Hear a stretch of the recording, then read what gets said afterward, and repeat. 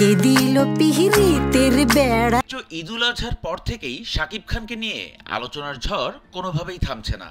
শোনা যাচ্ছিল নতুন সিনেমায় চুক্তিবদ্ধ হচ্ছেন তিনি, কিন্তু সব জল্পনা কল্পনার অবসান ঘটিয়ে গত সপ্তাহে হঠাৎ করেই জানা গেল নাম ঠিক না হওয়া এক নতুন সিনেমায় চুক্তিবদ্ধ হয়েছেন ঢালিউডের এই শীর্ষ নায়ক। আর এই খবর প্রকাশ্যে আসতেই চলচ্চিত্র পাড়ায় গুঞ্জন উঠেছে শাকিব খান তার পারিশ্রমিক 1 লাফে দ্বিগুণ করার পাশাপাশি সাইনিং মানিও বাড়িয়েছেন আকাশ ছোঁয়া।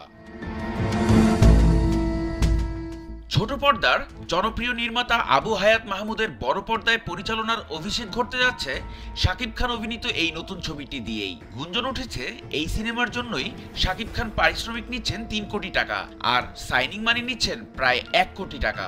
কিন্তু পরিচালক আবু হায়াত মাহমুদ এসব খবরকে গুজব বলে উড়িয়ে দেন। তবে শাকিব খানের ঘনিষ্ঠ সূত্র জানায় শাকিব খান কখনোই হঠাৎ করে পারিশ্রমিক বাড়ান না, তবে তার পারিশ্রমিক এখন 2 কোটি টাকারও বেশি।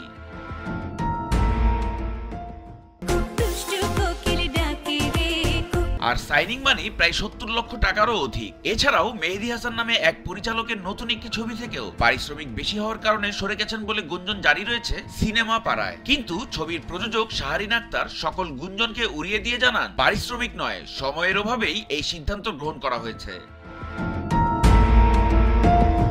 পারিশ্রমিক বাড়ানোর কারণে অনেক প্রযোজকই শাকিব খানকে নিয়ে নাকি সিদ্ধান্তে পরিবর্তন আনছেন। তবে সব জল্পনা কল্পনা ছাপিয়ে শাকিব খানের আসন্ন ঈদুল ফিতরে একটি এবং ঈদুল আজহায় আলফা এর সিনেমায় উপস্থিতি অনেকটাই নিশ্চিত। চুক্তি পাকা না হলেও আলোচনার কেন্দ্রে একটি নাম, শাকিব খান। ঢালিউড পাড়ায় এখন একটিই প্রশ্ন, বাড়তি পারিশ্রমিকের শাকিবের নতুন এই সিনেমা কি মুছে দিবে পূর্বের সকল রেকর্ড?